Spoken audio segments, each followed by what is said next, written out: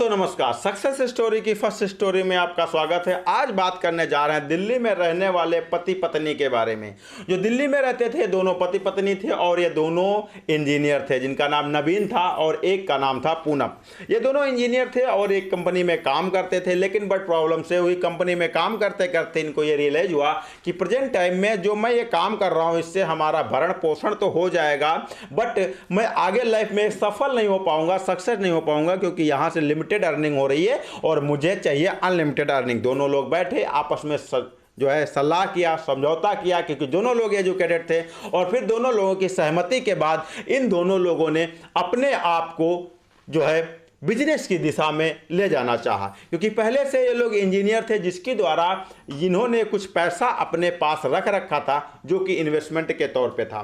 साथ ही साथ मैं आपको ये भी बताता चलूं कि ये जो दोनों लोग थे, पति पत्नी थे, ये दोनों लोग क्या करते थे, इनके पेरेंट्स जो थे वो जो है एक एग्रीकल्चरल किसान थे, और किसान थे, उनका रुझान किसानी में ज़्यादा था। इनके माता पिता किसानी ज़्यादा करते थे, लेकिन ये जो है एजुकेटेड हो गए, तो जिसकी वजह से इन्होंने का मन जो है किसानी में नहीं समझ में आया, क्योंकि कड़कती धूप में जो ये काम नहीं कर पाते थे। तो देखिए, अगर किसी भी चीज़ में आप अपना ब्रेन का यूज करते हो, दिमाग लगाते हो कि आखिर मैं क्या करूं, तो दिमाग आपको अच्छा सा सजेशन दे देता है। तो ये भी अपना दिमाग लगाने लगे कि आखिर मैं कौन सा धंधा कर सकता हूं जिसके द्वारा मुझे धूप ना झेलना पड़े, मैं छांव में ही अपना काम कर लूं, और वो भी काम वीआईपी तरीके से हो, मुझे गर्दा मिट्टी, धूल, जंक, इन सारी चीज़ों का सामना करना ना पड़े, और मैं अपना प्रोडक्ट तैयार करूं और खुद आदमी मेरे पास आए और यहाँ से पैसा लेकर, मतलब सामान लेकर के जाए और पैसा दे करके जाए।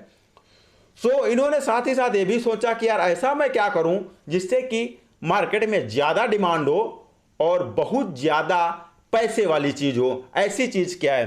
तो देखिए, जब एजुकेटेड पर्सन होता है कुछ भी नहीं करता, अनएजुकेटेड पर्सन क्या करता है, कुछ भी कर देता है, या फिर अनटारगेट पर्सन जिसका कोई टारगेट नहीं होता वो कुछ भी कर सकता है। लेकिन जो टारगेटेड पर्सन होता है ना, वो एक टारगेट बना करके काम करता है, वो एक रणनीति बना करके काम करता है, एक स्ट्रेटेजी बना करके काम करता है, तब जा करके वो सफल होता है। तो इन्होंने भी ऐसा किया। इन्होंने सोचा कि यार सफल अगर हमको होना है तो हमको एक स्ट्रेटेजी और एक बढ़िया सी नीति बनाना पड़ेगा, और जिसके द्वारा हम सफल हो सकते हैं। तो इन्होंने सबसे पहले क्या किया, एक छोटी सी एरिया में इंजीनियरिंग, दोनों लोगों ने इंजीनियरिंग जो जॉब कर रहे थे उसकी जॉब छोड़ करके, और फिर ये जो है आए एग्रीकल्चर साइड में। प्रेजेंट टाइम में अपने भारत में सबसे ज़्यादा किसान है और सबसे ज़्यादा किसान ही परेशान है ना। किसान ही परेशान है और सबसे ज़्यादा किसान है। बट जो किसान नवीन तरीके से, नए तरीके से नवीनीकृत करके एक खेती को अपने करता है, वो 100% सफल हो जाता है। लेकिन जो किसान पूर्व जिस तरीके से 15 अगस्त 1947 में जब देश आज़ाद हुआ था, उसके पहले में जो अलाउद्दीन और शमसुद्दीन खिलजी जो थे, उस तरीके से अगर खेती कर रहा है तो वो हाय के चक्कर में फंसा हुआ है। कोई 1 बीघे खेत से 1 करोड़ रुपए कमा रहा है, तो कोई 1 बीघे खेत से 1 लाख रुपए कमा रहा है, तो कोई 1 बीघे खेत से मात्र 4 से 5 हज़ार ही कमा रहा है सालाना। तो ये चीज़ हो जा रही है। ये आपके सूझबूझ और आपके ब्रेन पे डिपेंड करता है। अगर आप 3 महीने में गेहूं बोओगे, फिर गेहूं काट के धान बोओगे, तो आपका वैसे रह जाएगा।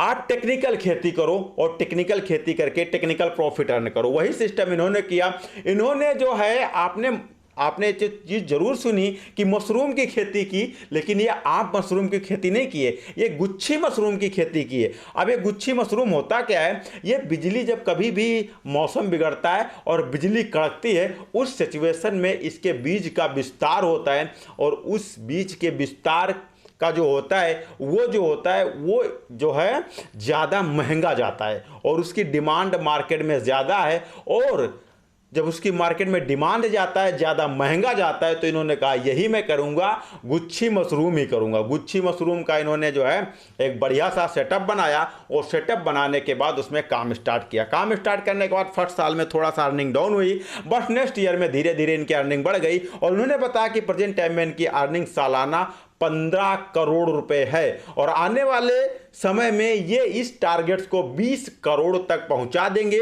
और जिसके द्वारा ये और भी स्केल लेवल पे काम करेंगे। तो आप भी अगर सच में काम करना चाहते हो तो आप हमारे चैनल को सब्सक्राइब करो, वीडियो को लाइक करो, जिसे सबसे ज़्यादा मानते हो उसके पास शेयर जरूर करना, ताकि आपका एक शेयर किसी की ज़िंदगी बदल सकता है। मिलता हूँ फिर से अमेजिंग और फैक्टेबल वीडियो में, तब तक के लिए दिए इजाजत, नमस्कार।